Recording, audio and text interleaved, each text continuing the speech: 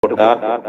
அவர் இந்த கல்வாரி மலையிலேயே சிலுவையிலே இரத்தம் சிந்தினார். அந்த இரத்தம் நம்மளுடைய பாவங்களுக்காக சிலுவையிலே அவர் இரத்தம் சிந்தி மரித்து மூன்றாம் நாள் உயிர் தெழுந்தார். இன்று மீண்டும் இரண்டாம் வருகையிலே, ரகசிய வருகையிலே மீண்டும் வருபவராக நம்மளை அனைவரையும் அழைத்துக் கொண்டு போக அவர் வருபவராக இருக்கிறார்.